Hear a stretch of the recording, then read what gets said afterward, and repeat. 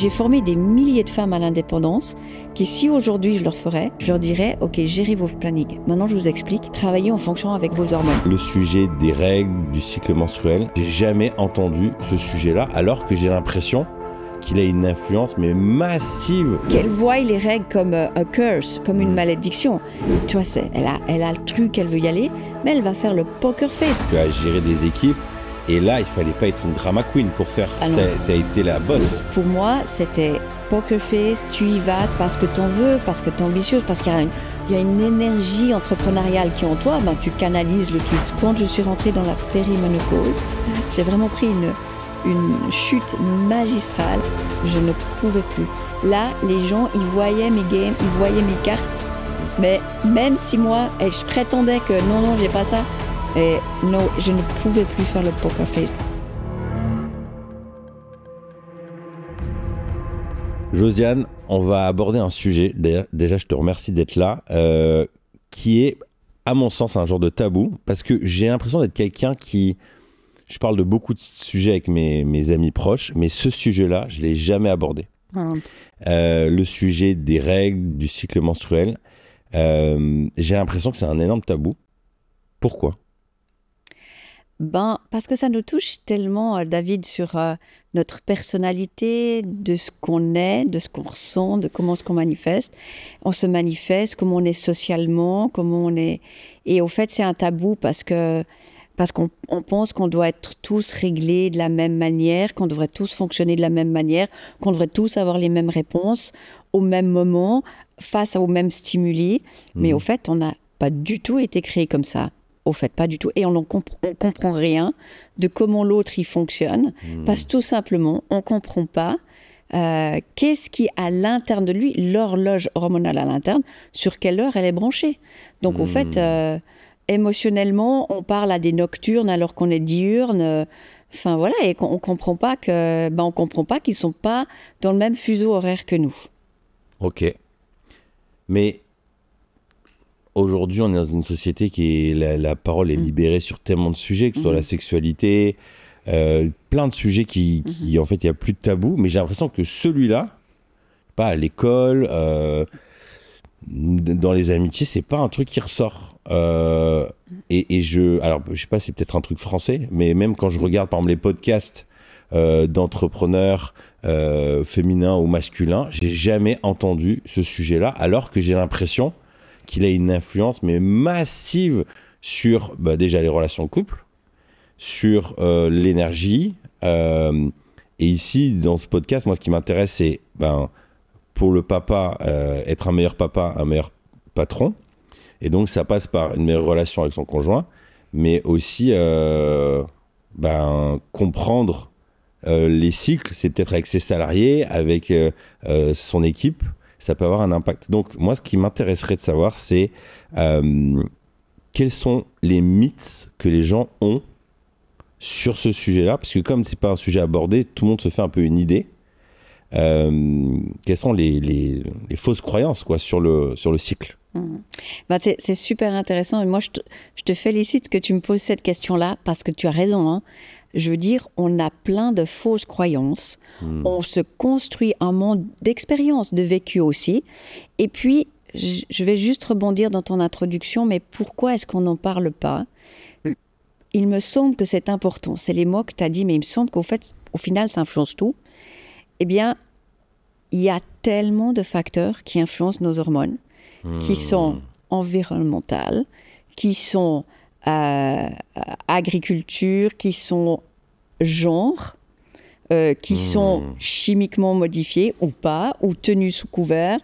Enfin, au fait, je pense qu'on est des êtres humains. Je pense qu'aujourd'hui, l'humanité ne vit plus sous une liberté hormonale.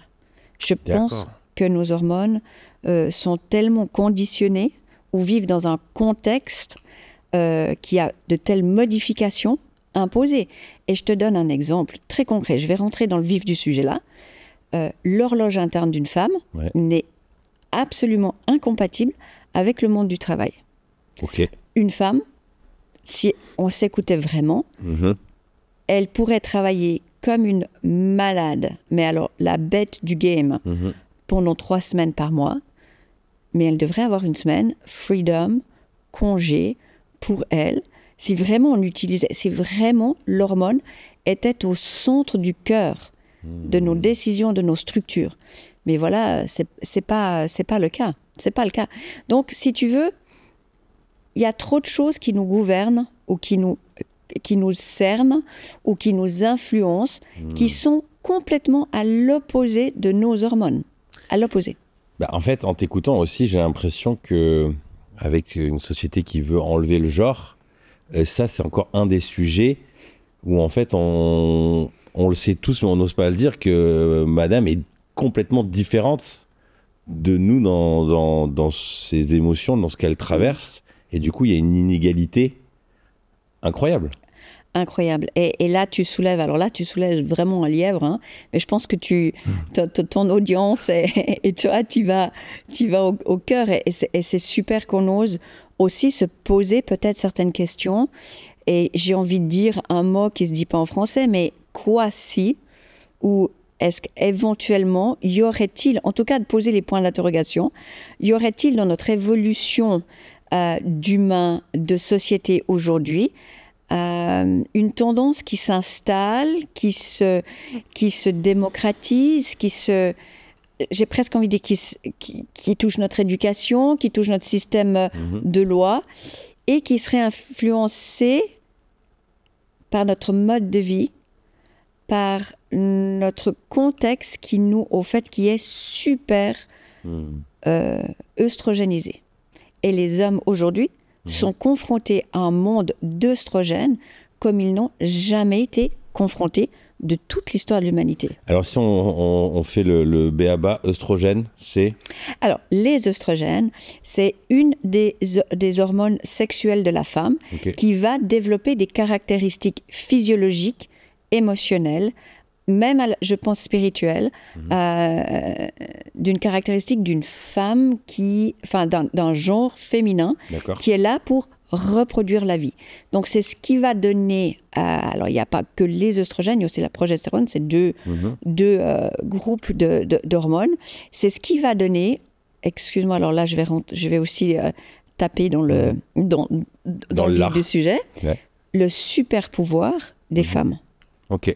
C'est ça, c'est le super pouvoir que le genre féminin a, c'est-à-dire la capacité de reproduire et de recréer des autres êtres humains. C'est un super pouvoir. Il n'y a pas d'égalité là-dedans. Le genre masculin ne peut pas reproduire une vie à l'interne, peut évidemment amène sa même part au niveau génétique, mais ça n'est pas du tout le corps de l'homme qui peut reproduire l'humanité. Et pour amplifier la grande différence de ce super pouvoir, tu vois, quand Hélène était enceinte de tes filles, et là, c'est son corps qui a créé toutes les cellules, ça s'appelle les ovocytes, dont tes deux petites filles, tous les ovocytes que tes filles ont, qui deviendront la partie qui sera fécondée, a été créée dans le corps d'Hélène.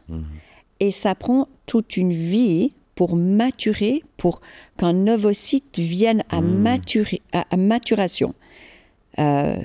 Chez vous, les hommes, chaque 24 heures, il y en a des millions qui sont sécrétés et ils vivent quelques heures, enfin quelques jours. Ils ont une durée de vie de quelques jours. Ils sont fabriqués comme ça et ils meurent comme ça. Dans le genre féminin, c'est à l'intérieur du fœtus que se créent les ovocytes et ça prend toute une vie à maturer. Donc ça donne un peu la dimension du décalage et de la différence. Ouais. Donc il n'y a pas d'égalité là-dessus. Moi, le sujet du cycle, je te propose, parce qu'il y a 20 000 questions qui traversent ma tête, mais qu'on commence par une explication sur un cycle et l'impact émotionnel. Alors moi, j'ai eu la chance d'avoir une femme qui a un peu exploré ces sujets-là, donc qui m'en a parlé, qui m'a qui m'a dit voilà, il y a les cycles, mais je veux bien qu'on commence par ça. C'est, je crois, il y a 4 phases, c'est ça? Il y a 4 phases. Il y a 4 phases, il y a 4 semaines. Il y a des phases qui sont plus longues, il y a des phases qui sont plus courtes. Mais on peut un tout petit peu le mettre en demi-lune, comme ça, assez facile graphiquement à comprendre. Alors, ce que vous captez, est-ce que vous savez, pour dans le vécu du quotidien avec quelqu'un du genre féminin, c'est qu'au fait, il y a quand même 2 semaines qui sont un peu critiques, quoi. Et tu vois, ça, là, tu dis, vous le savez, mais moi, c'est... Déjà, j'avais jamais capté.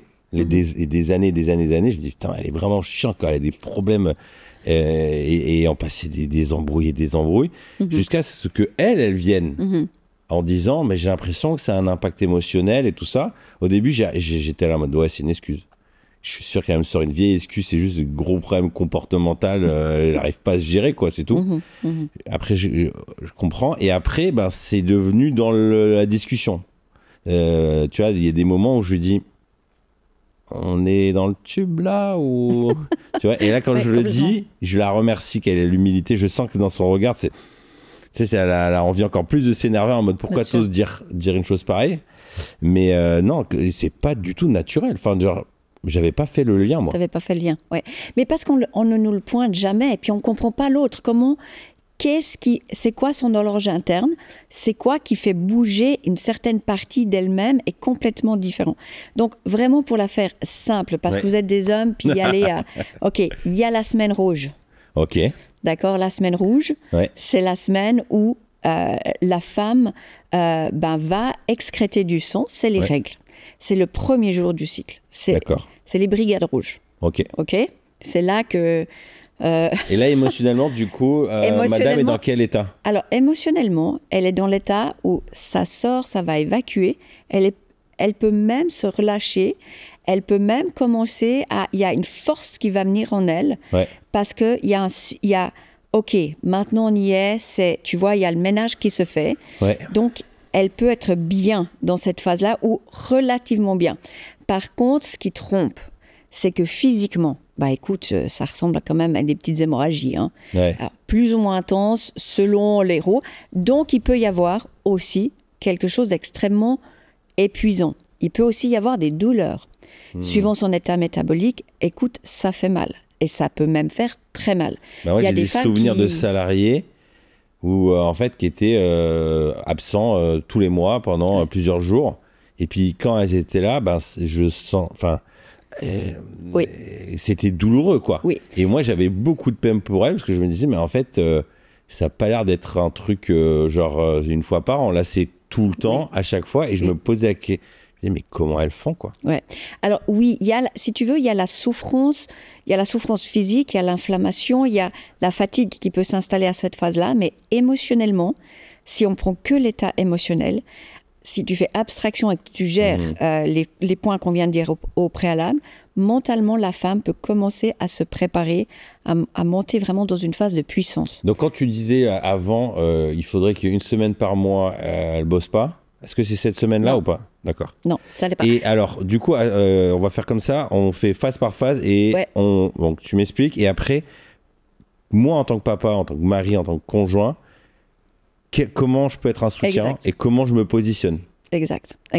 Alors, déjà, moi je te remercie de cette démarche parce que c'est incroyable. Non mais David, mais bravo quoi. Il faut que patron pèlerin, il faut que ça diffuse parce que je te remercie de t'intéresser à ça et puis de chercher à comprendre. Parce qu'au final, autrement on prend nos préjugés et puis voilà. Hein. Mais on y va dans les faits. Donc il y a la phase, la semaine rouge. C'est vraiment... là où la femme a ses règles. Ensuite, il y a la phase, elle va rentrer dans une phase d'ovulation. Et là, il y a tout qui change. Là, c'est game changing. Là, elle a envie d'être sociale. Elle a envie d'être belle. Elle a envie d'être câlinée. Émotionnellement, elle est prête à accueillir la vie. Donc, elle aura, mais tu C'est la vas semaine pas chaude, reconnaître. quoi. Voilà, exactement. Ok. C'est la semaine chaude. Ça va être wow. Donc là, écoute, nous, on en y tant va. que mec, dans l'agenda, il faut se dire, là, il faut que je sois dispo, quoi. Exact. C'est le moment, En tout cas, si tu veux crac, des crac, enfants. boum, boum, quoi. Ouais, Ok. exactement. C'est le moment. C'est le moment où tu peux faire tous les plans amoureux de tout ce que Ok. tu veux. C'est le moment. Si toi déjà tu mets du budget pour un voyage, toi tu le mets dans cette semaine-là. Ok. Tu vois, planifie, fais ton truc. Au moins, tu as retour sur investissement. Tu vois. Et là, la bourse, elle est au sommet. Là, Voilà, il faut- exactement. Là, tu capitalises, tu vas Ok. tu vas à fond. Donc, il y a cette phase, il y a cette période-là. Mais bon, il faut savoir que le cycle, alors, en moyenne, il est de 28 jours. D'accord. Mais ça peut être 21, ça peut être 35. Oui. Donc, c'est pas, attention, hein, le calendrier, c'est Oui, pas oui, 1er, 31. C'est pas mathématique. Non, c'est pas mathématique et tout peut vraiment changer. Donc là, c'est plus ou moins. Et l'ovulation, c'est à un moment, Ouais. d'accord. Et c'est que 6 jours avant et après l'ovulation que ta femme et potentiellement peut tomber enceinte. D'accord. Donc si on prend sur 30 jours, il y a 24 jours de freedom. Ok. OK? D'accord? Il n'y a que 6 jours qui sont où un ovocyte peut être fécondé. D'accord. Donc on se calme aussi. Ça peut peut-être aussi juste donner une perspective si il y a des comportements où on peut imposer au corps chimiquement des choses pour que la femme, pendant 30 jours, ne soit pas fécondable. Mais ça va perturber énormément de choses. Je parle de la pilule, là. Là, je parle entre autres de la pilule. Ouais, Ok. exactement. Donc, il y a la phase d'ovulation. Donc, elle a les saignements, la semaine rouge. Il y a quelques jours avant l'ovulation, ok, où il y a cette montée émotionnelle, Ouais. cette montée d'énergie, ce truc. Écoute, on invite les amis, allez, on Ok. fait un truc, machin. Il y a l'ovulation. Et après, il y a une semaine lutéale. C'est là, de nouveau, c'est la fin du... Là, c'est bon, le game, il a été joué. Ouais. L'ovocyte n'a pas été fécondé. Donc, il va falloir recommencer. Ouais. Il va falloir se remettre à fabriquer le tout, à éliminer. Il faut programmer le corps à éliminer, parce qu'il a pas, c'est pas que l'ovocyte qui a maturé, c'est aussi ce qui est à l'intérieur de l'utérus, où il y a tout le lit qui était là pour accueillir. C'est la Enfin, fête bref. est finie, là. La fête est finie. On allume la lumière et bing. Exactement, exactement. On se réveille le lendemain, tu vois. Ouais. Tu as la tête du lendemain, là. Tu vois comment c'est quand tu as bien fait la fête. Ok, Ouais. tu as un peu le knock-out, tu vois. Et là, le corps doit complètement se modifier. Et là, mais vraiment, la femme, elle passe du pôle nord au pôle sud. Hein, D'accord. ou du pôle sud au pôle nord. C'est égal comment tu le vois. Ou de la vie diurne à la vie nocturne, quoi. Ouais. Tu as l'impression que tu es en face d'un autre être. Ouais, je Tu dis confirme. Mais on venait d'aller à Paris, enfin, c'est pas la même là. Ouais. Il y a un problème, il y a quelque chose. Alors- Et là, c'est un drop. Vraiment, tu as les œstrogènes qui sont en haut et ils font le grand 8. Paf, ils se clashent par terre à 0. Et il y a une autre hormone qui doit reprendre le relais. Ouais. Et cette hormone, c'est la progestérone. Ça, c'est l'hormone du bonheur de la femme. Ok. Ok, c'est la progestérone. Et cette hormone-là, elle va complètement changer sa manière de recevoir, sa manière d'entendre, sa manière de percevoir. Parce que c'est une autre hormone. Elle lui parle pas la même langue, le Ok. même langage. Elle change tout. Et elle prépare son corps à éliminer. Elle prépare son corps à, ok, tu sais pas quoi. On a fait, parce que moi, je sais pas, imaginons, ça fait 25 ans que tu avais cet ovocyte, ou ça fait 30 ans que tu avais cet ovocyte, il arrive à maturité, il est arrivé là, mais maintenant, il n'est pas fécondé, il faut qu'on l'élimine. Donc, on va prendre un bon 15 jours, les prochaines 2 semaines, pour éliminer. Donc, il y a une semaine, mais vraiment de descente, préparation, montée de l'œstrogène, et il y a donc on a fini la 3e semaine. Là, toi, au bout de la fin de la semaine, tu dis, ah ouais, là, il y a quelque chose qui a changé, c'est plus la même. Hein. Et il y a cette célèbre semaine de la semaine avant les règles, Ok. qui est... Et alors, de celle-ci, on en parle, et c'est là qu'il y a plusieurs femmes. On parle de 80% des femmes. Donc, Ok. écoute, David, c'est 80% de tes collaboratrices. Il y a très peu de femmes qui, au fait, n'ont pas de syndrome prémenstruel. D'accord. C'est là que ça arrive à son summum. Ok. Et qu'au fait, son corps, tout se prépare à éliminer ce qu'il a fabriqué, développé pendant X années. C'est un deuil en fait.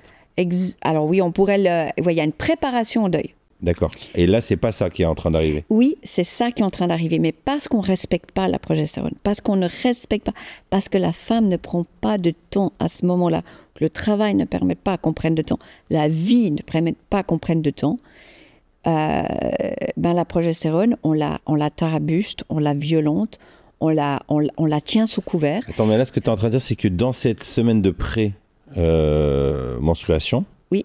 Le corps, il sécrète cette progestérone. Voilà, qui normalement est censée amener du bonheur. Et normalement, c'est censé te faire du bien, parce qu'à ce moment-là, émotionnellement, c'est là que la femme, elle devrait prendre du temps pour elle. Elle devrait pouvoir dormir. Elle pourrait. Tu vois, elle a fait un marathon là. Mais attends, mais c'est pas la même chose que la semaine non. de houhou. Non. C'est pas la même. Non, c'est pas la semaine. Non. C'est pas la même hormone. Non, c'est pas du tout la même hormone. Tu as la semaine rouge. Oui. Tu as la semaine plus ou moins d'ovulation. Ouais. Ça commence, tu as les jours d'ovulation, etc. Après, tu as la semaine justement lutéale qui est post-ovulation. Ouais.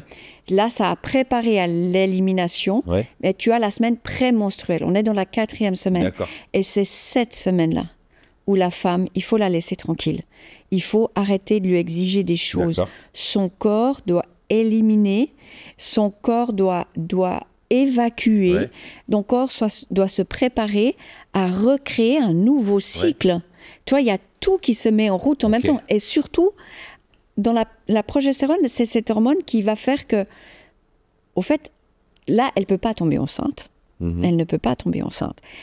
Elle a besoin de manger. Là, tu vois, elle va te demander, elle va aller chercher le chocolat, elle a besoin de manger, elle a un besoin de monter parce qu'il y a tout qui doit se refaire. Et le corps sait, dans une semaine, ça va saigner, il faut tout relancer la mécanique. Donc, si tu lui accordes... Au fait, c'est son temps. Si on fait un marathon, c'est le temps de repos, de récupération, et on y va, tu vois. Et là, si tu exiges, là, si tu appuies émotionnellement, là, si tu appuies chez ta femme, à ce moment-là... C'est chaud. Ah, mais vraiment, moi, tu sais, tu lui dis, vas-y, fais ton truc, vas-y, mais pourquoi t'es pas la même chose? Ça n'a rien à voir. Elle n'a pas la force, ni émotionnelle, ni physique. Moi, le sujet, le moment où je prends conscience de ça, c'est quand j'ai l'impression que je parle chinois, quoi. C'est-à-dire qu'en fait, je vais lui dire des choses, et là, on est sorti du rationnel. Non, complètement. C'est-à-dire que j'en sais rien. Je veux dire, écoute, le café, franchement, il est un peu froid, là. Ouais. Et là, ça va être... on sent que je lui ai fait du mal. Alors, je fais, j'en sais rien, j'ai rien dit de... Non. Et en fait, je vais mettre souvent du temps à comprendre, de dire, ok, là, en gros, c'est pas de sa faute, quoi. Dans le sens, là, c'est comme si elle voyait le monde au travers d'un miroir, d'un filtre, où elle voit tout différemment. Et c'est hyper compliqué, pour moi en tout cas, parce que j'ai envie de la ramener à la raison. Bah oui.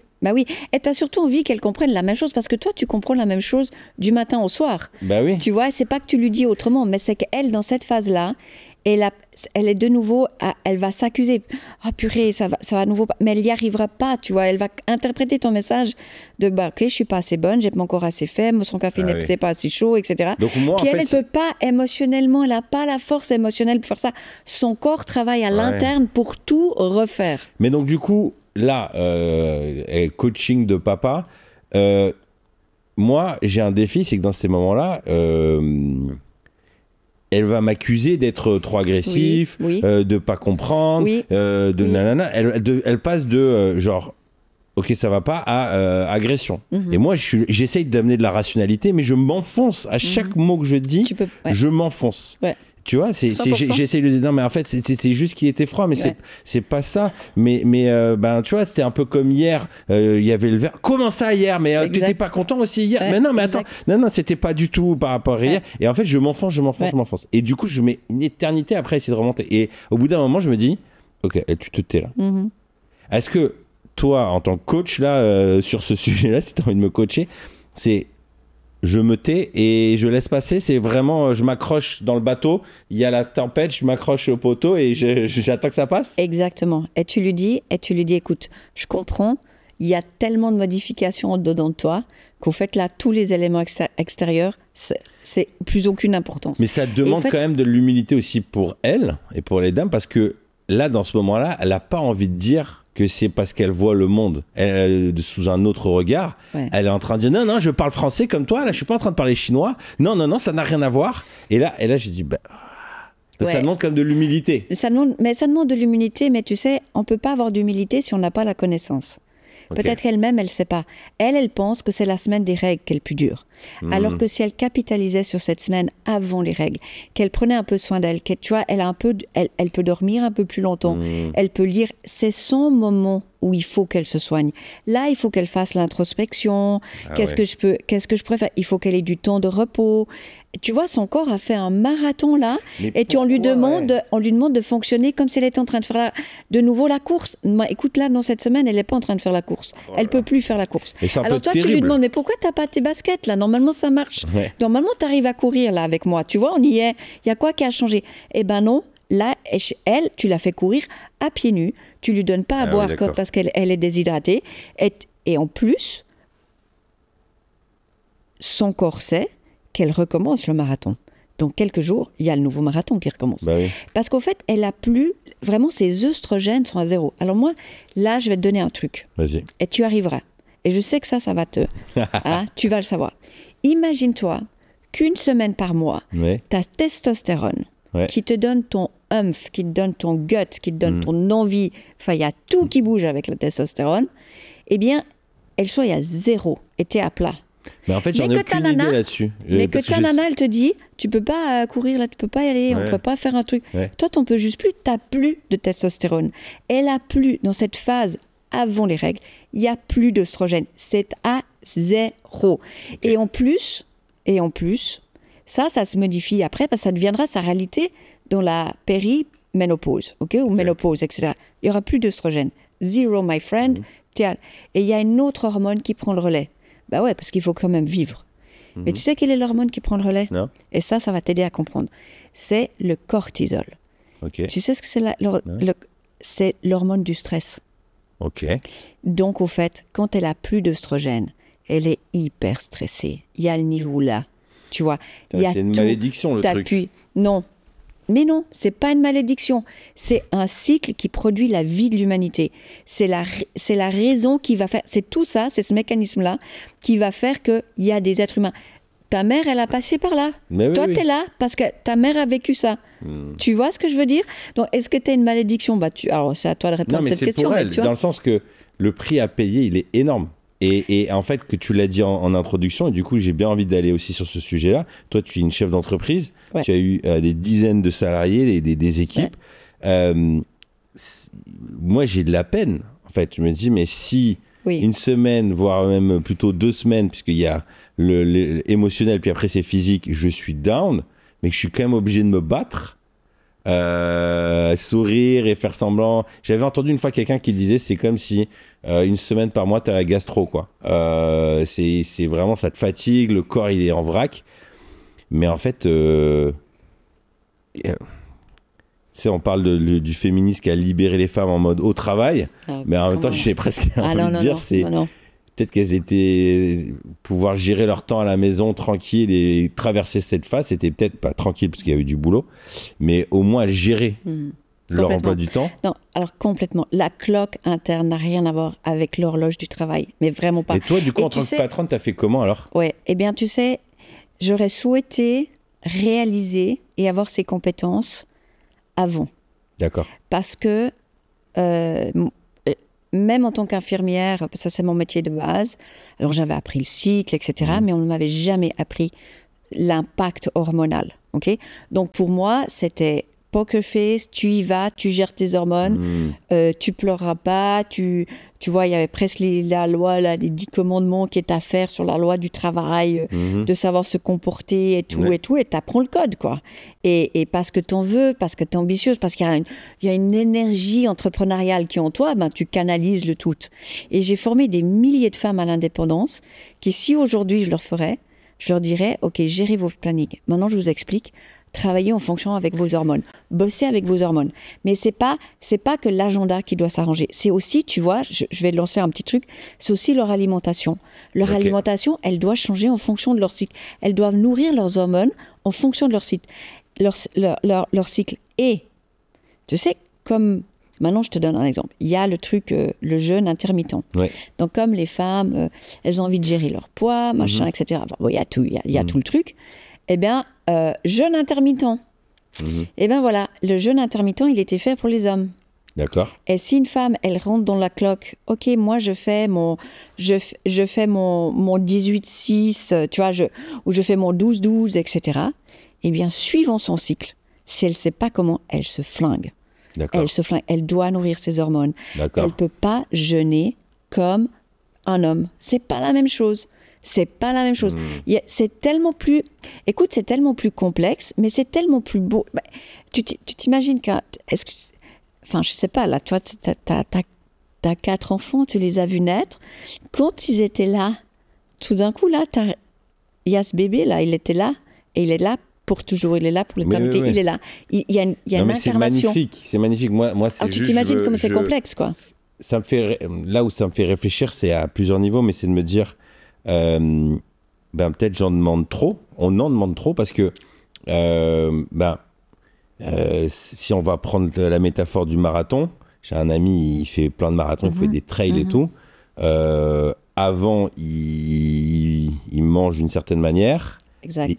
Quand je l'emmène au kebab, il prend pas de kebab. Exact. Il fait super gaffe. Et après, il est mort pendant plusieurs jours. Physiquement, il va se mettre à boiter. Il va être...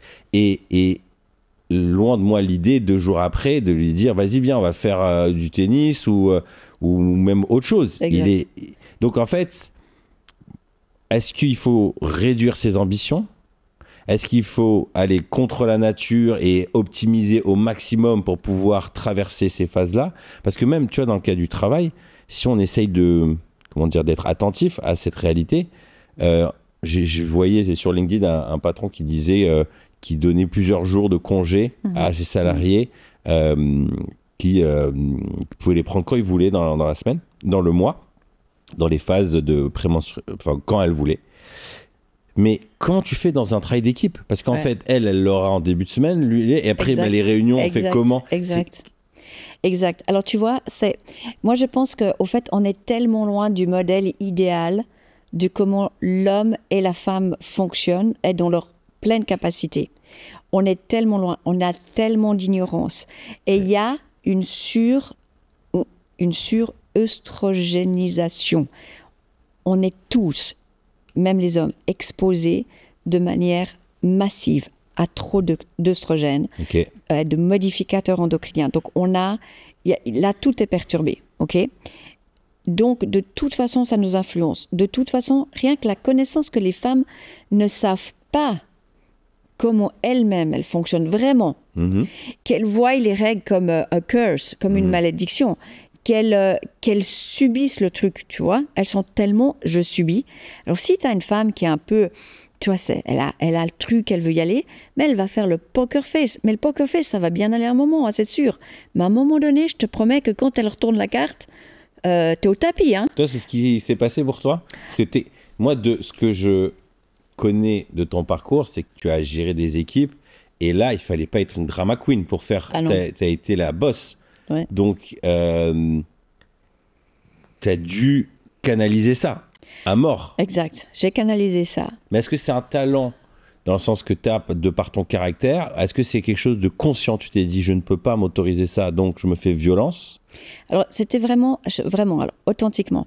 J'ai appris les 10 commandements là, du comportement féminin en équipe, etc.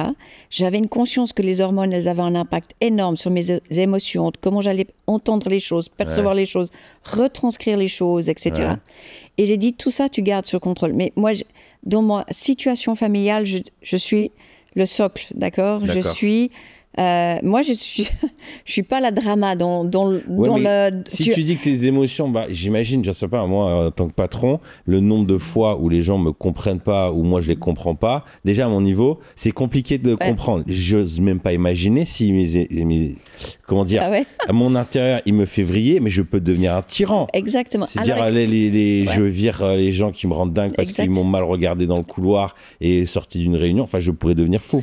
Alors, quand je t'ai dit, j'ai vraiment maîtrisé, et c'est vrai, j'ai maîtrisé sous contrôle tout mon cycle et tout, mais alors, j'ai vraiment, j'ai vraiment pris une chute magistrale quand je suis rentrée dans la périménopause et dans la fin de ma ménopause.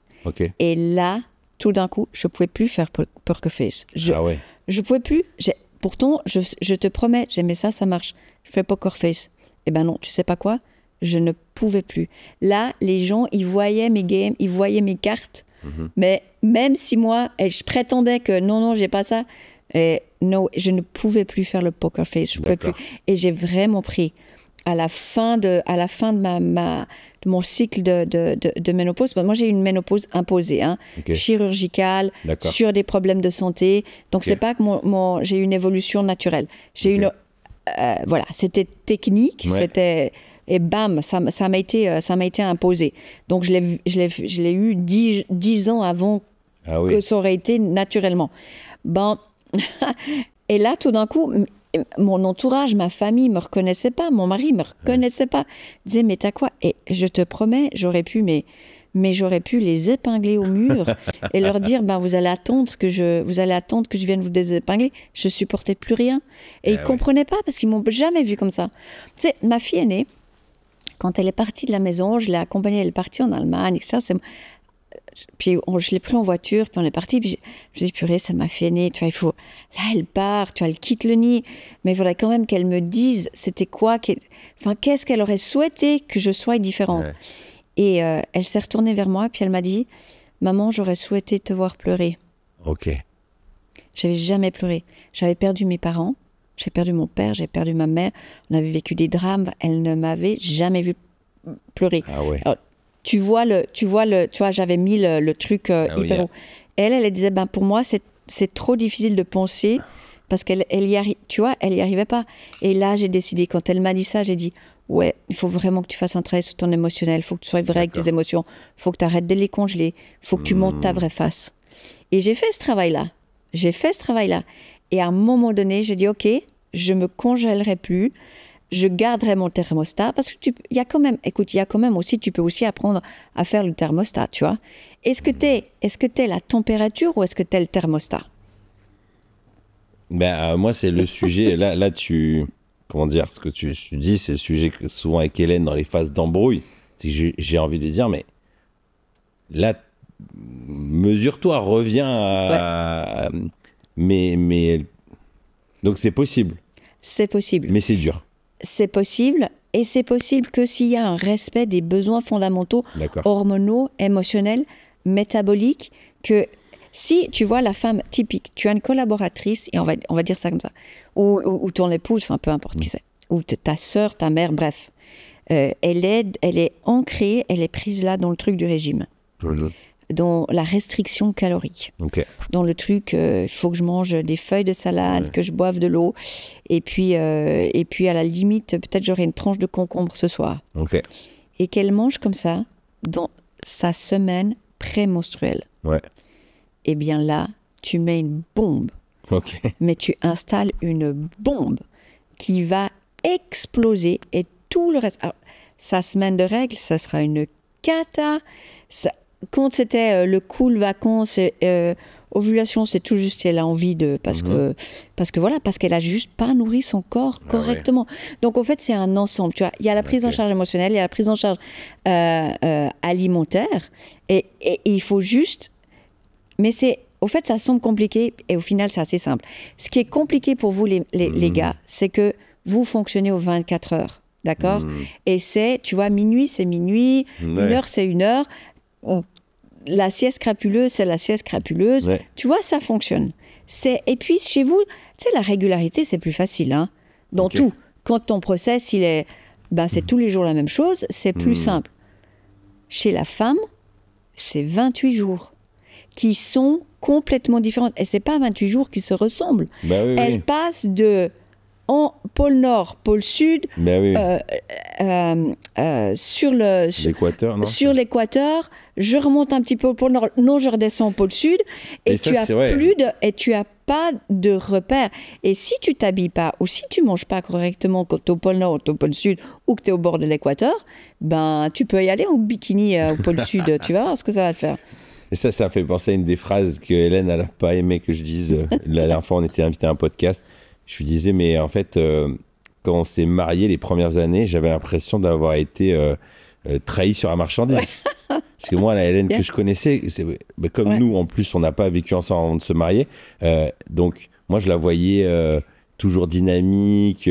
Dans les équipes, on faisait des projets ensemble. Enfin, c'était bonne humeur. Je voyais que la face visible. Elle me montrait, je pense, que cette phase-là. Puis quand on était dans l'intimité et dans le quotidien, je disais, mais il lui arrive quoi? Des pleurs pour rien, des nuits où elle dort pas et tout, et je ne comprenais pas. Vraiment, ça a été un mystère. Moi, la question pour toi, c'est, tu dis, si j'avais su. Ton parcours aujourd'hui, c'est que une grande partie, tu as fait Poker Face, tu as réussi à contrôler ça. Maintenant, imagine, est-ce que tu aurais pu accomplir ce que tu as accompli aujourd'hui avec la connaissance que tu as maintenant, et donc en n'ayant pas fait Poker Face?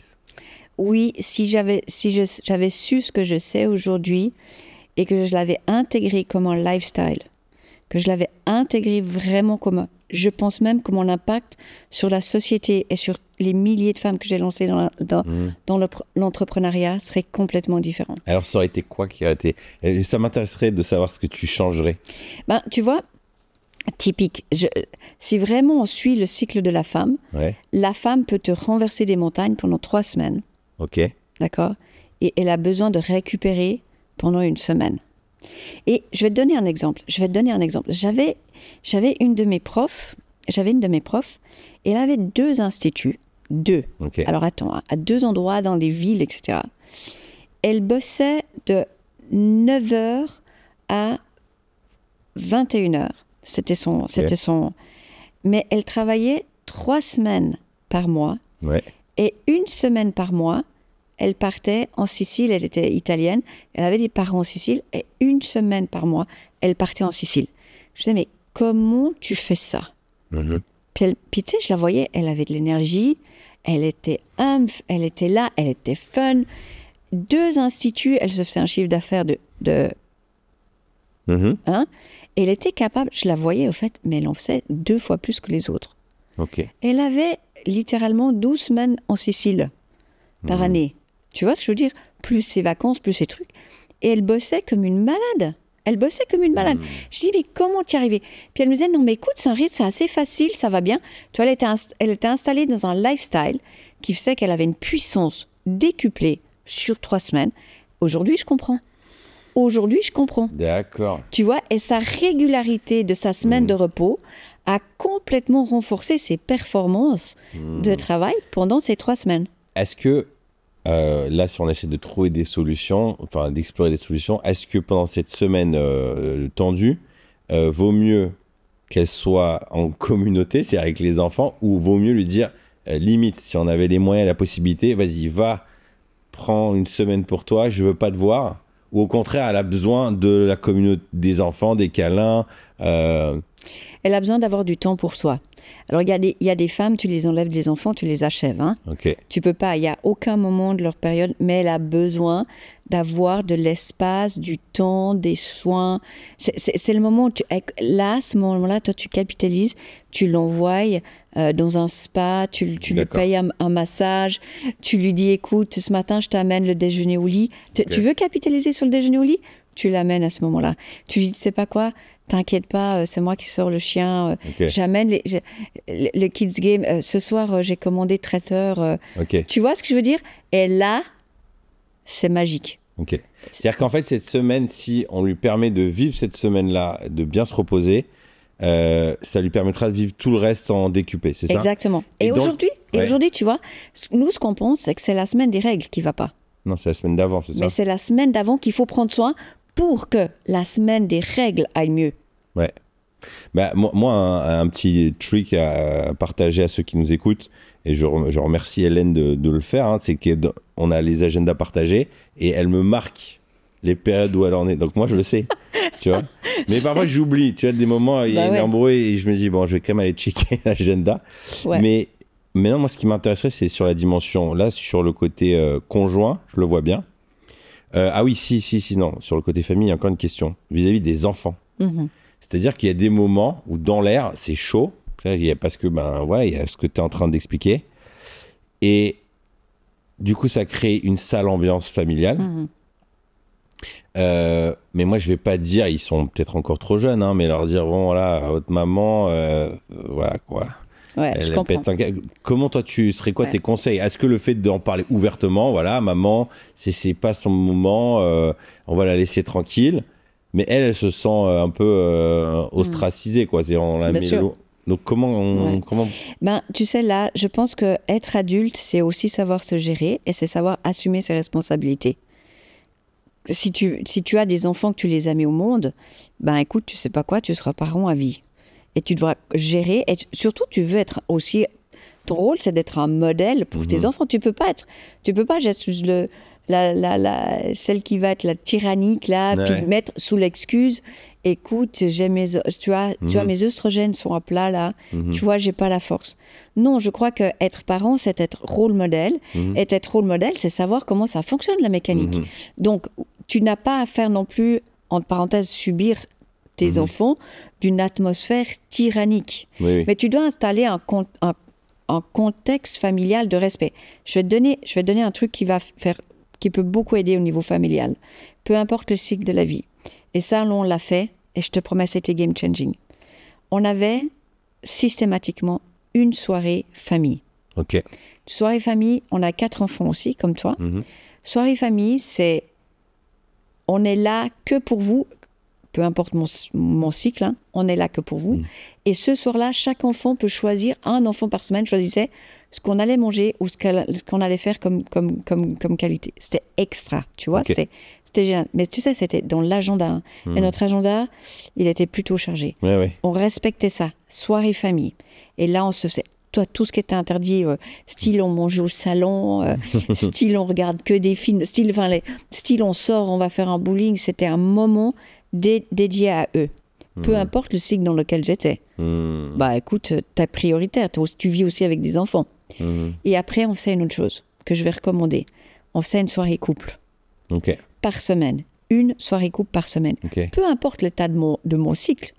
Que je sois dans les brigades rouges, que je sois dans ma phase prémenstruelle, que je sois dans ma phase lutéale ou que je sois dans ma phase d'ovulation. On le sait. Et au fait, tu vis un moment cool. Et là, les enfants, c'est 5h30, vous êtes dans votre chambre, non mais littéralement, vous avez soupé, on ne veut plus vous voir. L'espace de la maison, l'espace du salon, ça nous appartient.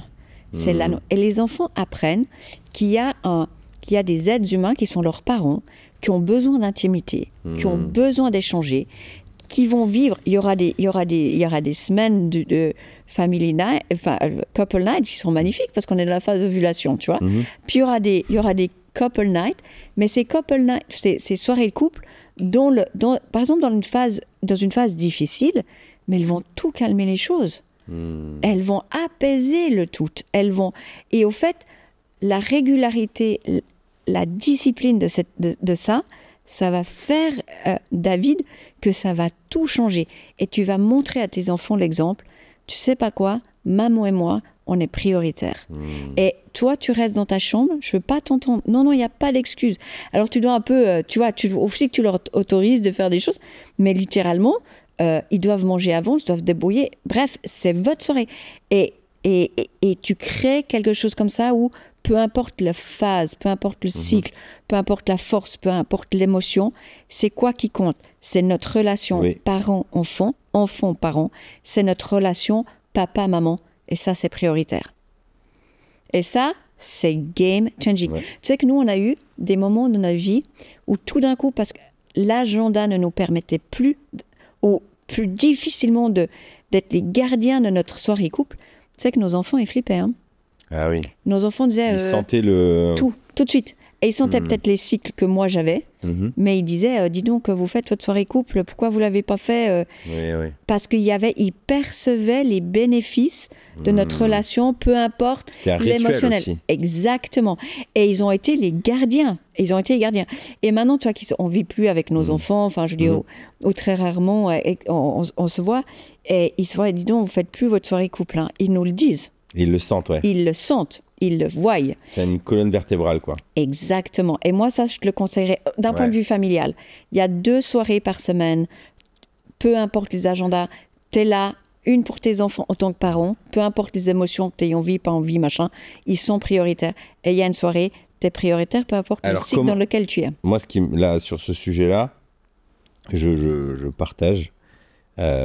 Donc, le fait que les auditeurs là, ne vous connaissent pas, et c'est dingue que vous ayez réussi, parce que vous avez une vie de malade.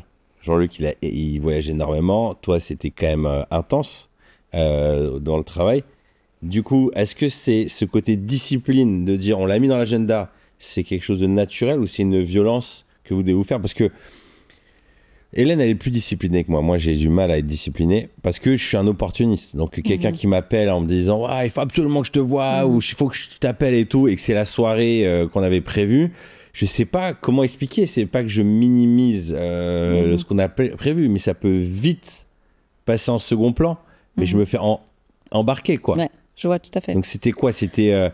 genre, il y avait une punition si vous ne respectez pas. C'était au bout d'un moment, ça devient une routine, donc c'est bon. Mais parce qu'il y a toujours un truc à faire, quoi. Bah, tu vois, un mariage, c'est un contrat d'affaires. Ok. Non, mais et je te promets, selon la loi suisse, c'est purement un contrat d'affaires. D'accord. C'est 2 personnes qui vont faire des affaires ensemble et qui vont construire quelque chose. Ce qu'ils construisent, c'est une famille. Okay. Ils ont chacun leurs responsabilités, machin, etc. C'est très clair, c'est un contrat d'affaires. Donc, au fait, quand tu te maries, tu dois le voir un peu comme un business aussi. Okay. Dans le sens que chacun a ses responsabilités, chacun doit amener... Oh, mais c'est vrai. C'est vrai. Et au fait, au final, si tu t'es marié, tu as dit oui pour construire une famille, bah c'est des affaires. Donc, tu choisis. C'est qui ta priorité. Et tu ne choisis jamais... Je ne sais pas comment est-ce qu'il faut... Il faut que je trouve le bon mot pour dire ça. Tu sais, tu peux te dire « Waouh, je veux être comme ça, je vais devenir comme ça. » Et puis, tu prends ta bonne résolution. Allez, je te promets, là, je me discipline, j'y vais. Mais quand on est plus un peu, justement, open to everyone, etc., ben, on a tout ça qui... Et par contre, tu peux changer. Tu changes tes habitudes. Ce que tu changes, ton style de vie, c'est en créant des habitudes. Oui. Et c'est tes habitudes qui vont faire que ça va devenir un style de vie. Oui. Et au fait... c'est agendé, c'est clair. Mardi soir, c'est soirée couple. Jeudi soir, c'est soirée famille. Et il n'y a rien que tu laisses prendre ces zones-là.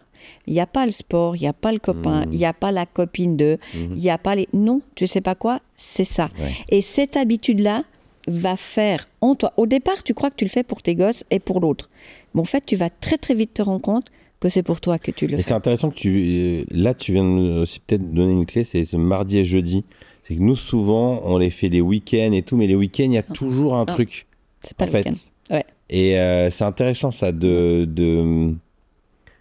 Ouais, tu le fais en semaine. J'aime bien cette approche.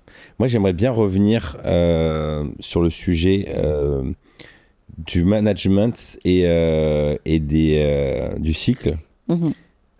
Aujourd'hui, si tu prenais une équipe dont il y a beaucoup de femmes dedans, est-ce que tu créerais un système où elles peuvent prendre des jours? Enfin, quel genre de système tu mettrais en place pour qu'il soit réaliste? Parce qu'à la fin, il faut quand même rentrer de l'argent, mais en même temps respectueux. Ben, tu sais, très franchement, il y a des idéaux qui ne sont pas réalisables. Ok. Il y a des idéaux il faut aussi le dire, il y a des idéaux qui ne sont pas réalisables. On n'est pas dans une structure législative, fonctionnelle, etc. Et ça n'enlève pas la responsabilité à la femme. Elle ne peut pas tout mettre, oui, mais tu sais, j'ai mes hormones, machin. Donc écoute, tu vois, là, je suis moins productive, là, je peux arriver en retard, là, je peux faire plus de pauses, là, j'ai besoin de me reposer. Tu peux pas. Mais entre femmes, par exemple, question, est-ce que ça t'est déjà arrivé d'avoir une employée qui te dit Josiane, je veux bien vous livrer ce projet pour la semaine prochaine. Par contre, bon, je vous préviens, ça va être... parce que vous, entre femmes, toi en tant que leader, c'est des sujets qui se disent c'est ma mauvaise semaine, si on pourrait décaler une semaine, ça m'arrangerait. C'est déjà arrivé ça? Ou c'est pas un truc que vous vous dites entre vous? Non, c'est pas un truc qu'on se dit. Très honnêtement, c'est pas un truc qu'on se dit entre nous. Par exemple, là, dans ma petite start-up que j'ai aujourd'hui, j'ai 2 collaboratrices. Il se trouve qu'une est ma fille, l'autre, je collabore avec elle depuis 16 ans. Et ces 2 personnes sont des personnes qui sont plutôt de l'ordre émotionnellement émancipées. Enfin, on sent que la gestion émotionnelle, c'est un sujet, quoi. Ouais. Tu vois. Et j'essaye aussi de les rendre attentives à leurs responsabilités. Je dis, mais écoutez, ok, j'entends, je sais. Ça n'empêche pas que vous avez aussi des responsabilités. Maintenant, je vais aussi, en tant que manager, je ne vais pas appuyer quand je sais qu'il ne faut pas appuyer, parce que je n'aurai pas le résultat. Et si elle me dit, écoute, là, tu vois, moi, j'aime mieux qu'elle soit efficace dans leur ton d'efficacité, et puis que la semaine où je sais j'appuie pas trop, ben j'appuie pas trop. Mais alors, si j'ai pas appuyé pas trop, il y a aucune excuse pour que je n'exige pas quand je sais qu'elles ont toutes les capacités de courir le marathon. Tu vois? Donc là, je dirais, moi, tu vois, ce que je disais avant d'un point de vue managérial, etc.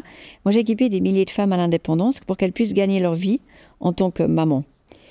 Là, à titre individuel, quand tu es in-house et que tu manages ton truc, c'est toi qui choisis quand tu prends tes clients ou pas. Quand tu as ton compte et que tu gères ta vie. Exact.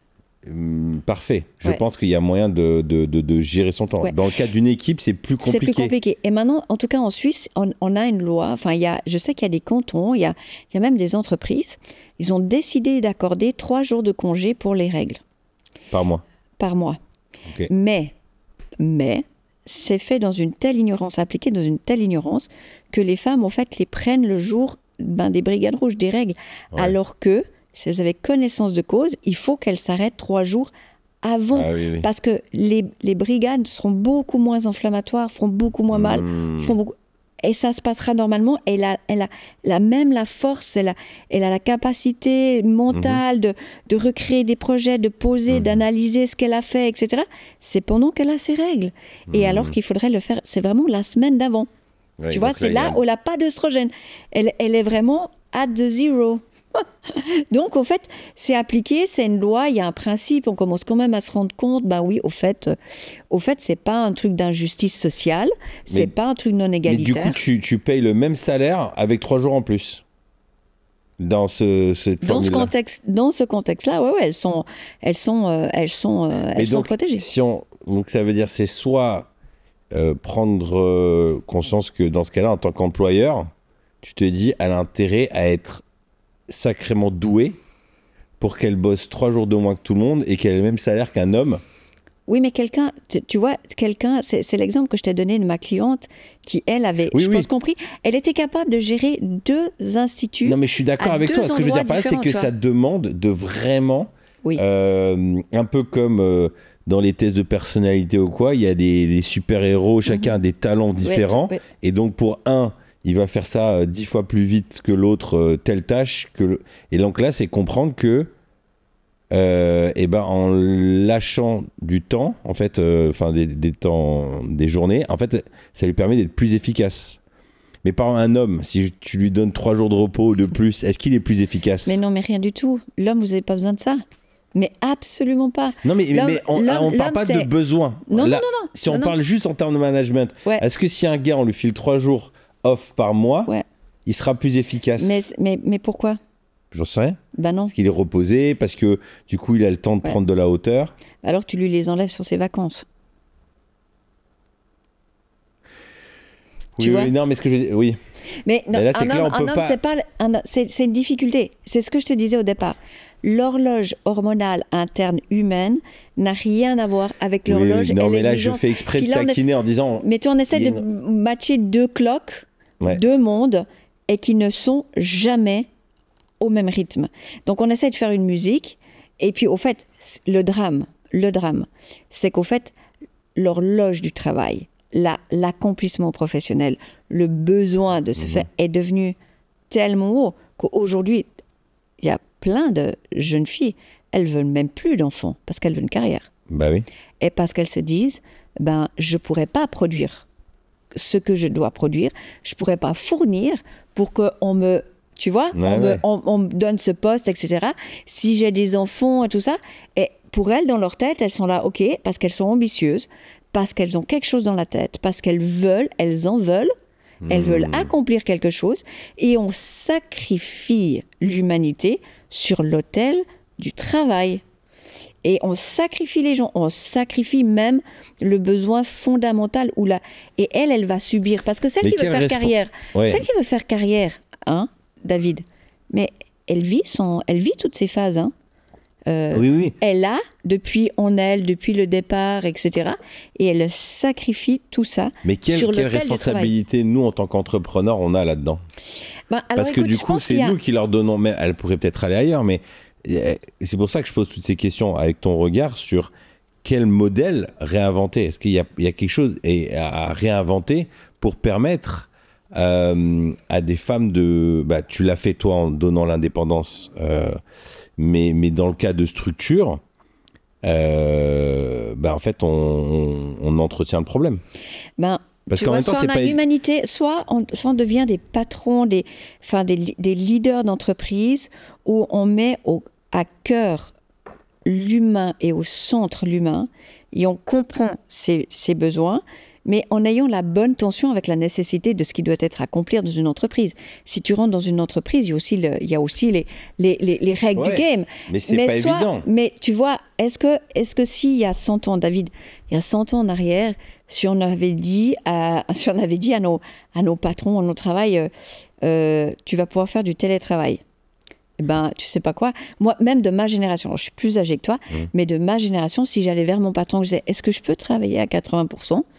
Il m'aurait répondu, tu sais, tu peux avoir un 100%, tu peux partir. Aller demander un 20%, mais même, c'était pas possible. Ça ne passait pas la barre de ma génération. Aujourd'hui, tu fais des entretiens d'embauche, c'est quoi les conditions pour le télétravail? C'est quoi les conditions? Et t'es là? Télétravail, ça veut dire quoi? Tu entends quoi par là? Et tu vois, il y a une injustice sociale. Parce que celui qui est en production, moi j'ai un laboratoire de production. Je ne peux pas lui dire tu peux faire du télétravail. Tu vois? Alors lui, et tu sais pas quoi, j'ai aussi des femmes qui travaillent là, j'ai des pharmaciennes, je peux pas lui dire tu fais du télétravail. Tu vois, il y a une certaine injustice sociale là. Tu fais comment? Alors tu vas laisser tel et tel. C'est quoi le game? Alors je pense qu'il n'y a pas une solution, je pense qu'il n'y a pas un truc, il n'y a pas une loi, je pense qu'il y a un système de valeurs et de vertus. Et là, on parle vraiment de vraies valeurs. C'est comment, c'est l'humain. C'est pas juste oui, mais moi je permets, etc. C'est quoi le respect humain? Et c'est quoi le respect qu'on doit finalement, David, à l'humanité? Et si maintenant on normalisait que c'était normal pour une femme qu'elle puisse travailler, qu'elle puisse faire carrière, puis qu'elle puisse avoir une famille. Tu vois, si on arrêtait de sacrifier les choses là. Ouais, mais là, sur le papier, tout ce que tu dis, moi, nous, on est la preuve avec les Fabuleuses.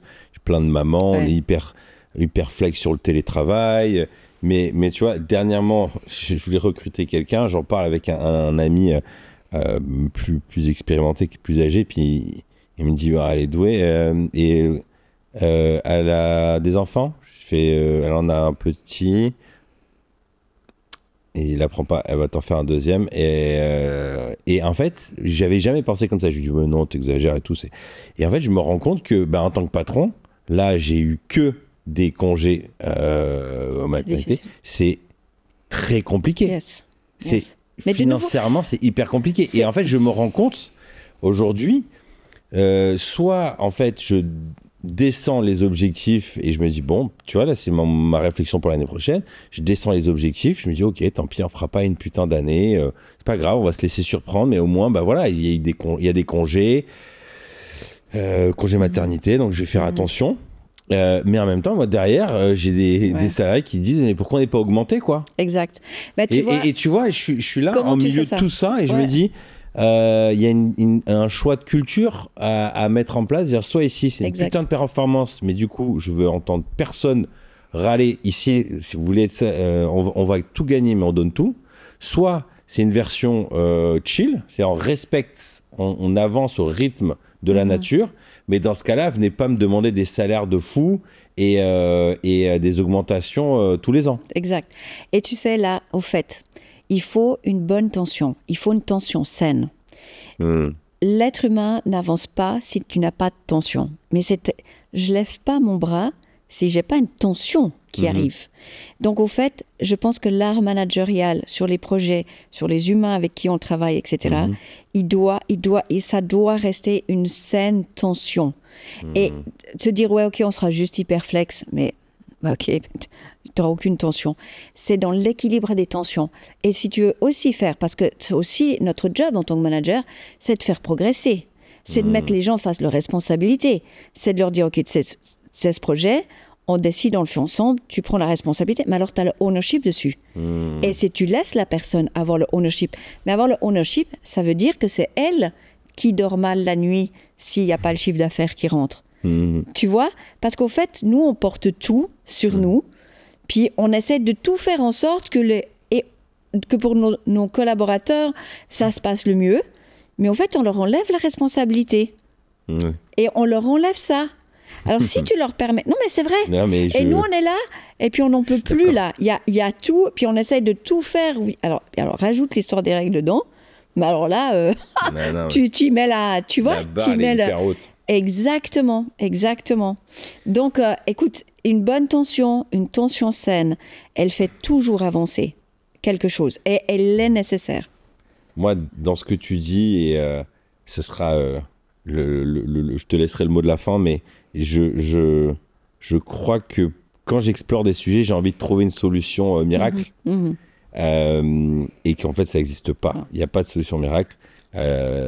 Chantal Barry a l'habitude de me dire les deux, mon capitaine. C'est-à-dire, oui, il faut de la performance et oui, il faut prendre soin. Quand je viens avec deux problèmes, je dis c'est ça ou ça, elle me dit toujours les deux, mon capitaine. C'est-à-dire que c'est malheureux, mais en fait, il faut garder l'attention. Et ajuster en fonction des saisons. Donc, merci beaucoup, Josiane. Est-ce que tu as un mot final ? Moi, oui, j'ai un mot final. J'ai envie de dire qu'on a besoin, l'économie a besoin d'hommes comme toi, qui osent s'approcher, qui vivent dans la vraie réalité et de chercher à parler aussi aux autres hommes ou à être des modèles d'hommes qui comprennent au final l'autre genre et qui ne prennent pas pour acquis juste le tout, oui, c'est comme ça, tu vois, etc. Mais qui cherchent à comprendre et qui veulent aller plus loin. Et mon mot final, j'ai envie de te dire, tu vas aussi passer par un moment de repose. Tu vas le vivre, ton moment, et tu seras, dans cette période-là, très reconnaissant que tu as un peu peut-être compris ou cherché à comprendre l'autre genre dans ses besoins et ses nécessités. Et alors bon, là, on se relance. C'est quoi cette période-là ? Moi, je n'avais jamais entendu. On en a parlé hier, mais j'ai pas voulu te poser de questions en me disant je garde ça pour maintenant. Alors, explique-moi. Alors, l'andropause, c'est la ménopause masculine. Donc, il y a une période, même vous êtes chronométré là aux 24 heures, etc. Il y a un mouvement de testostérone. Vous avez entre 300 et 1000 nanogrammes par décilitre de son de testostérone. Donc, une quantité, 300, 1000 de testostérone. Bon, la testostérone, je crois que tu sais ce qu'elle fait dans ton corps. Enfin, voilà. Mais il va venir autour de la quarantaine ou de la cinquantaine progressivement une diminution. Elle descend par année. Tu vas perdre tant de points de testostérone. Et il va y arriver à un moment donné, entre la quarantaine ou la cinquantaine, ça dépend maintenant, des fois c'est un peu plus vite, ou c'est un peu... la célèbre crise de la quarantaine chez les hommes, elle est connue, tu vois, où tout d'un coup, il s'achète sa Ferrari, il se met à se faire de la moto, il prend le blouson alors qu'il était tout le temps habillé en lin avant. Tu vois, il y a ce retour-là, il y a ce... Eh bien, c'est ce moment où, en fait, taux de testostérone descend. Mais il y a une grande différence chez vous, c'est qu'il va descendre, mais il va rester à 300. Ok. C'est beaucoup. La femme, dans la ménopause, elle descend à 0. Ah oui, d'accord. D'accord, donc ça te donne. Mais tu vas avoir des anxiétés, tu vas te regarder dans le miroir, tu vas commencer à prendre du poids, tu auras moins envie de bouger, tu vas perdre la masse musculaire, ton cerveau, il va commencer, tu auras des pertes de mémoire, enfin, il y a tout d'un coup, tu fais la même chose, mais tu comprends pas la mécanique, tu vois. Ton corps, ça répond plus. Tu peux avoir des troubles érectiles, tu peux avoir un petit peu moins envie. Puis tu es là, mais purée, ça fonctionne plus, on est au bout, mais on c'est s'aime une période plus. où ça revient après. Ou après, c'est la nouvelle. Après, tu pars avec un autre taux. Et tu te réajustes à ce nouveau taux. Tu te réajustes. Il y a tout qui baisse de 30%, quoi. Même des fois un peu plus, quoi. Mais, alors, et ça reste là. Alors, maintenant, tu sais, le taux de testostérone aujourd'hui n'a jamais été aussi bas de toute l'humanité. Okay. Et c'est un drame massif, sociétal, dont on ne parle pas. Les jeunes hommes d'aujourd'hui ont statistiquement le taux de testostérone de ce que leur grand-père avait entre 60 et 70 ans. Et c'est un monde qu'on tient en silence. Et au fait, alors peut-être pas aujourd'hui, mais ça c'est un sujet de conversation. Qu'est-ce qu'on peut faire pour remonter la testostérone? C'est impératif. On a besoin de la virilité. C'est marrant parce que tu dis ça parce que j'ai un gars de l'équipe qui me disait ça, on discutait. Et là, ça fait 6 mois, il est au taquet sur le sport. Il s'est repris en main vraiment de manière assez radicale. Et au détour d'une discussion, il m'avoue que ça, je sais pas, c'est nutrition ou quelqu'un qui nutritionniste lui a recommandé justement un traitement pour remonter la testostérone. J'étais là, mais ah ouais. Ah oui, en alimentation, il y a plein de choses. Et il dit, ça change tout. Exact. En fait, il y a un niveau d'énergie, de prise de décision, de willpower qui n'a rien à voir. Game changing. Mais est-ce que ça, toi, tu recommandes sur ces sujets-là de prendre des médicaments, ou est-ce que il faut revoir son alimentation et manger des petites graines, ou je sais pas, c'est quoi Alors, j'ai une bonne nouvelle pour toi. Tu vois, la testostérone, elle vient pas forcément par les petites graines. Les petites graines, elles t'amènent plus des œstrogènes. D'accord. Les graines, les plantes, c'est œstrogène. Ok. La testostérone, tu vas plus la trouver dans ce qui est carné, quoi. D'accord. Dans ce qui est un peu rouge, dans ce qui est un peu... Tu vois, la testostérone, t'es plus dans l'autre côté. Donc là... Et oui, moi, je conseille... Alors, il y a tout le temps... Tu vois, il y a les normes, il y a les extra-normes, et puis il y a les gens qui sont malades. Donc, il ne faut pas faire un truc pour... Il y a des individualités, il faut respecter l'individualité, le besoin. Mais je conseille déjà de faire dans le lifestyle, de se préparer à entrer dans cette phase-là, à la comprendre et d'adapter son lifestyle à ton niveau d'hormones et de tout faire pour maintenir ton niveau d'hormones. Parce que ton niveau de testostérone, tu peux, par ton lifestyle, le garder plutôt haut. Ouais, non mais là, si on switch sur le sujet suivant là-dessus, donc il y a cette période-là de baisse, mais là tu as emmené sur un autre sujet qui sont que les jeunes, ils ont un taux hyper bas. Ouais. Donc là, moi je pense à mes garçons par exemple. Exact. Donc ça, c'est un sujet qu'il faut que j'intègre, mais même, j'imagine moi, j'ai 37 ans, j'aimerais bien savoir mon taux de testostérone. Est-ce que ça, c'est un test qu'on peut faire? Bien sûr, très facilement. C'est une prise de sang, c'est quoi? C'est une prise de sang. C'est très donc, facile. Je me pointe dans un truc de prise de sang et je leur dis, faites-moi un... Alors, je ne sais pas comment ça fonctionne ici au niveau, si tu dois avoir une prescription médicale ou pas, mais il y a même il y a un tas de labos, il y a un tas de trucs, ils te font ton bilan hormonal. Une fois qu'il me fait... je te dis que je ne ferai pas que la testostérone. À ton âge, je calculerai ton insuline à jeun pour voir si tu as une certaine résistance insulinique ou pas, parce que derrière au fait nos hormones sexuelles, les hormones, c'est hyper complexe, ok? Du reste, il y a une discipline médicale qui s'appelle l'endocrinologie. Tu as des médecins spécialistes du tout le truc, tu vois. Mais dans le monde des hormones, il y a une hormone qui va dicter les autres, un peu comme dans une ruche, il y a une reine. Et il y en a une qui va influencer tout, c'est l'insuline. Et l'insuline, elle va faire que les autres abeilles, etc. Et c'est un test Parce que typique, hein, tu peux influencer par l'alimentation, ton niveau de testostérone. Mais ton alimentation, c'est quoi? C'est ton insuline qui va faire.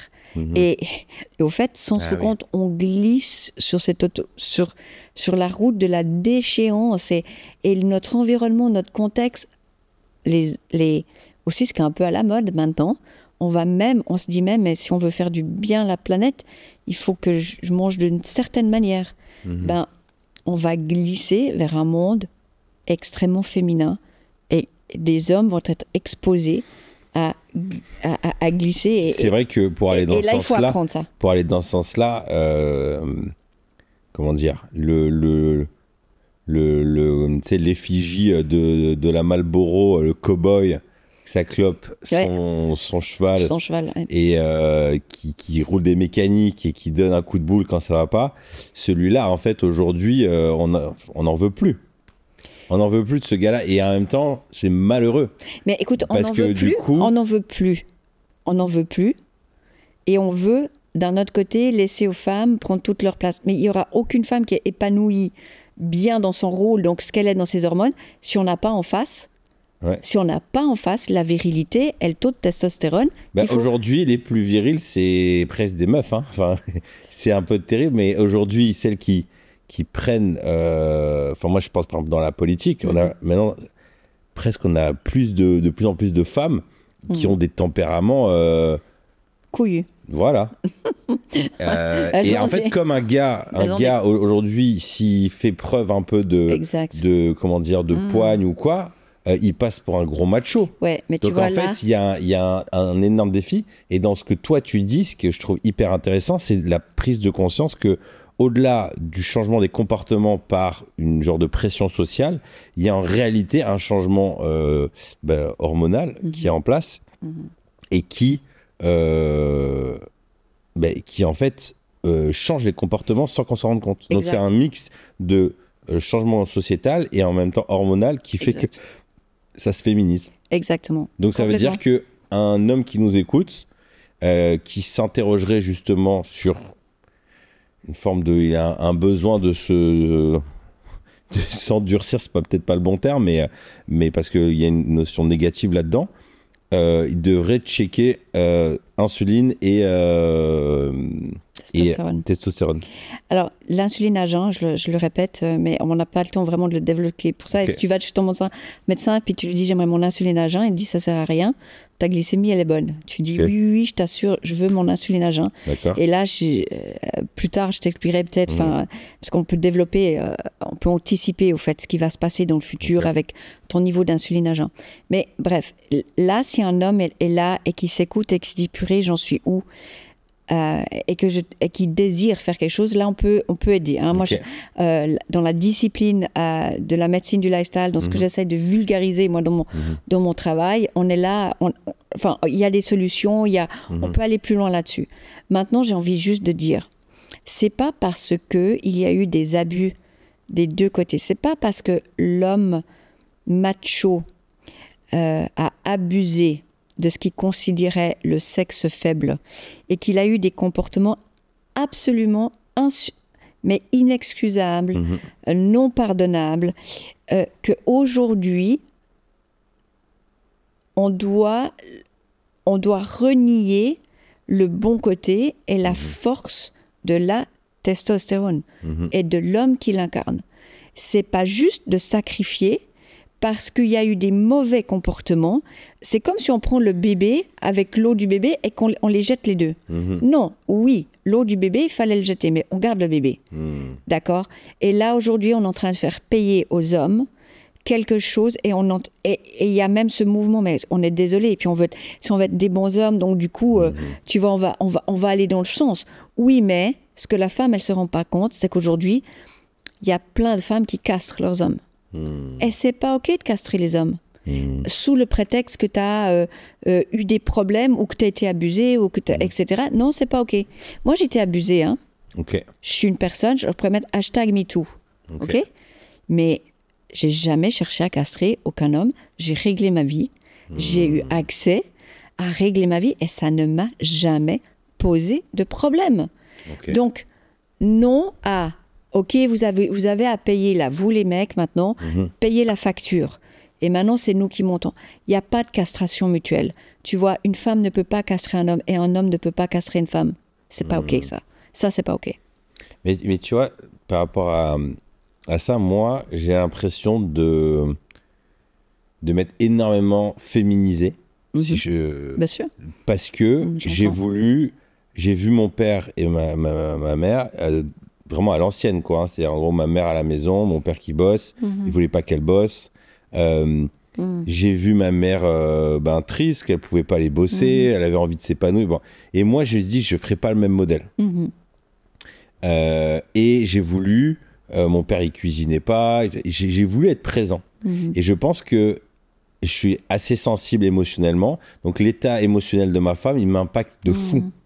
Mais tu vois, là on parlait des règles, les moments où elle est plus fragile, en fait j'ai l'impression de vouloir l'aider, de vouloir écouter, et en même temps, parfois je comprends un putain de macho qui dit mais j'en ai rien à branler. Tu vois, de commenter, je vais pas rentrer ce soir, tu me pètes les burnes, je rentre pas, tu vois, et je me demande même, tu vois, ce côté, moi, d'être sensible, d'être à l'écoute et tout, si en fin de compte, je fais pas plus de problèmes en réalité, parce que je suis là, j'essaie de comprendre, j'essaie de parler, j'essaie de la faire, et en fait, compte, est-ce que je ferais pas mieux, justement, d'être ce cow-boy qui, à ce moment-là, a pas envie de se prendre la tête et va se coucher, et puis il dit, bon, c'était tes problèmes, moi j'ai envie de manger ce soir et fais à bouffer sinon on n'en parle plus, et tu vois, et maintient le rythme, tu vois. Donc j'ai pas la réponse, c'est pas vraiment une question, je te partage un état, c'est moi j'ai vraiment une comment dire, c'est une question de oui, ok messieurs, soyez restez des hommes, tu vois, un peu pas mais en fait ce nouvel homme, il a tellement d'informations compliquées sur l'impact que ça peut avoir sur ses enfants émotionnellement, s'il est trop ça, quand il est colérique, on n'en peut plus, il faut qu'il écoute les émotions, il faut qu'il comprenne sa femme et ses règles et ses cycles il faut qu'il fasse la communication de l'écoute active, qu'il dise pas le tu qui tue, tu vois, genre t'es là et tu dis non mais waouh. Bah tu sais là, je veux dire il y a une chose, l'amour ressemble à quelque chose. Ok. Et l'amour, ça se paye hyper cher. C'est cher, ça coûte. Mais au final, à la fin de notre vie, c'est notre capacité à aimer qui sera évaluée. C'est pas ce qu'on a fait. Ok. Est-ce que j'ai su aimer en respectant le besoin.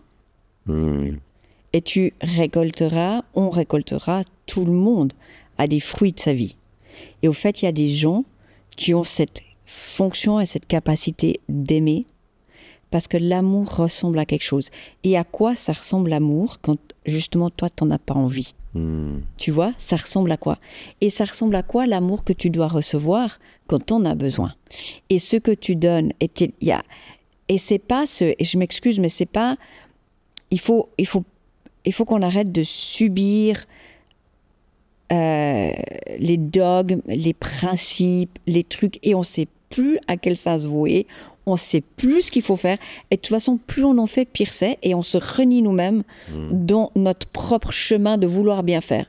Mais je pense que aimer ressemble à quelque chose, et quand tu aimes, au fait c'est cette propre question, tu pourras pas te renier de qui tu es si tu as appris à aimer, et tu vas tellement recevoir en retour, et tu auras tellement impacté, tu auras tellement été un homme attachant, mais qui a toutes ces... Aimer, c'est pas se renier. Aimer, c'est aussi se respecter. Maintenant, on revient à l'attention, là. Bah oui. On est sur un truc qui c'est pas binaire. Hein. Bah non. Et non. Non. C'est vraiment... et il y a des moments... Ça me parle ce que tu dis, parce que, tu vois, ce podcast, pour moi, quand je me suis lancé... j'ai l'impression d'être un peu un ovni dans mon environnement. Les questions que je me pose sur mon couple, sur mes enfants, sur la place, j'ai l'impression d'être un ovni. Et c'était un peu le but de ce podcast, tu vois, d'avancer et de faire de cette quête que j'ai de réussir à équilibrer ces différents domaines de ma vie, la paternité, l'entrepreneuriat et une quête spirituelle personnelle. C'est un peu un mystère. Et je trouve tu vois, dans tous les gens que j'ai interviewés, j'ai rencontré personne qui partageait cette quête-là. Et ce que tu viens de dire en disant, en gros, l'amour se paye et que ça ressemble à quelque chose, là où ça me parle, c'est de me dire, bah en fait, c'est comme si en fait j'ai envie de payer un très haut prix sur cette histoire parce que ça a beaucoup de valeur pour moi, mais il y a une gratification. 100%. Et c'est vrai que c'est pas quelque chose que j'ai eu l'occasion de dire dans ce podcast, mais souvent je trouve que les fruits de mon couple, quand je parle à mes amis et tout ça, il est dingue. C'est en gros, j'ai l'impression que moi je mettrais un 19,5 à ma vie de couple. Ça va faire 15 ans qu'on est mariés et j'adore ce qu'on vit et j'ai l'impression qu'on est constamment en train de grimper. Il y a eu des moments très difficiles et tout ça, mais le niveau d'investissement que j'ai mis dans le couple, et tous les deux, parce qu'Hélène elle est hyper aussi intentionnelle, fait qu'on récolte les fruits. Et c'est exactement ce que tu dis. Mais à des moments, je me dis, putain, mais tu vois, quand j'entends les histoires, je me dis, mais je me prends trop la tête. Mais en même temps, ça vaut la peine. C'est comme si on prenait l'exemple, on parlait de politique. Un Trump, il en arrive là où il en arrive parce qu'il a un niveau de sacrifice qui est dingue. J'entendais sur sa campagne, il a fait 900 dates. C'est complètement phénoménal. Ben là, en gros, c'est comme si moi, par ces questions et cette envie de comprendre l'autre, ben en fait, je faisais mes 900 dates. Ben j'espère que je serai élu président de mon couple, tu vois. Mais tu vois là, et puis là tu soulèves quelque chose et je tiens vraiment aussi à le dire. Vous êtes un couple exceptionnel. Vous êtes un couple d'exception. Parce que pas tout le monde arrive à se complémentariser de cette manière-là. Je veux dire, tu as une femme et tu as aussi permis le contexte pour que la femme qu'elle est devienne la star qu'elle est. Et sa montée de star, là, tout ce que ça a impacté, etc., ça a généré, ça a créé en toi aussi d'autres choses. Ah bah oui. Et tu ne serais pas le même aujourd'hui, toi, David Bonhomme, si tu n'avais pas épousé la personne que tu as épousée. Mais Hélène ne serait pas la star qu'elle est si elle ne t'avait pas choisi. Toi, David, l'homme, le mâle, le roi, le président, le président de votre contrat de mariage. C'est vrai. De votre contrat. Donc, tu vois, et là c'est clé. Et si maintenant tu arrives à te rappeler de ça, de ces fruits, et que tu arrives à t'élever un peu sur ta vie, puis te dire, bah, ok, il y a eu beaucoup de quêtes, il y a eu beaucoup de recherches, il y a eu beaucoup de difficultés, mais au fait, purée, c'est quand même vachement beau ce qu'on a réussi à faire. Ouais. Et ben ça te prépare pour les petites années là qui viennent devant vous, qui seront un peu plus challengeantes d'un point de vue hormonal pour les deux d'entre vous. C'est vrai. Ben, c'est un peu l'ambition de moi au travers de ce podcast, puis je pense que dans ce que Hélène fait, et c'est une volonté qu'on a aussi dans l'avenir de parler plus du couple, c'est de montrer que investir dans son couple, c'est sûrement un des plus beaux cadeaux. Parce que le couple, c'est une source de bonheur. Alors oui, c'est des moments durs. Le prix, parfois, il est cher. Mais je pense qu'à la fin, si on fait un peu une addition de savoir est-ce que ça valait la peine, ça vaut la peine. Mais tu sais, l'héritage, il n'est pas, et surtout pas que financier. L'héritage, c'est un héritage d'amour, c'est un héritage de vérité.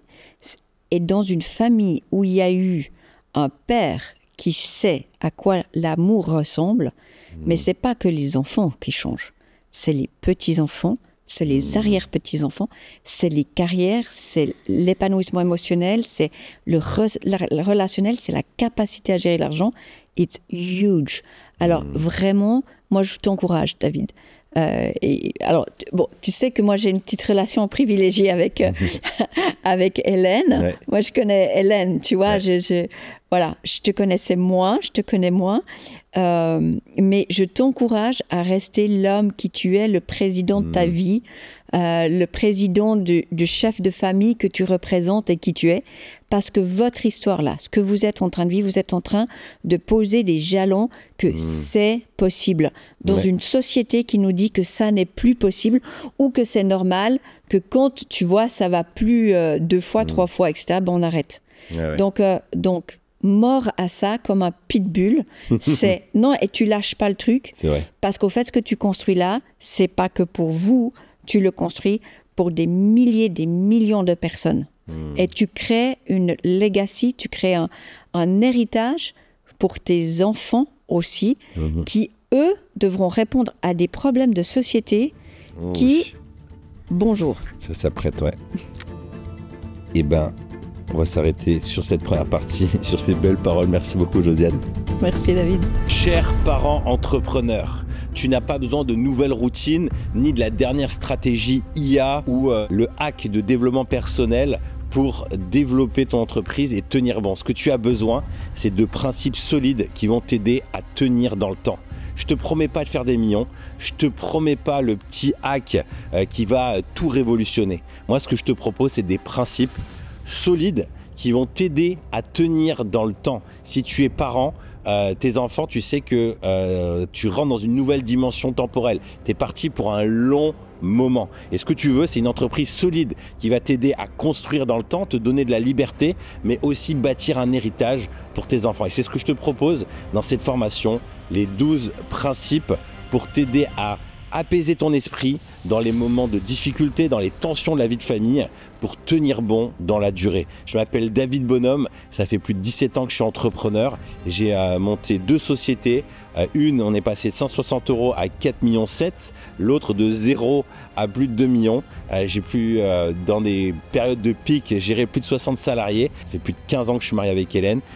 4 enfants, des jumeaux et des gars et des filles. Et ce qui m'a aidé à tenir, ce sont des principes solides que j'ai appris d'entrepreneurs qui ont fait des belles carrières ou des millions, par certains des milliards, et qui ont réussi à tenir dans la durée. Et pour moi, ce qui m'intéresse, ce sont leur parcours professionnel, leur parcours personnel et familial. Et je suis allé rencontrer ces gens-là et j'ai adopté leurs principes. J'ai transformé leurs leçons d'expérience en principes que je te partage là pour t'inscrire dans la durée, avoir une entreprise solide au service de ta famille avec des relations fortes qui vont tenir dans le temps. Je te laisse découvrir ça.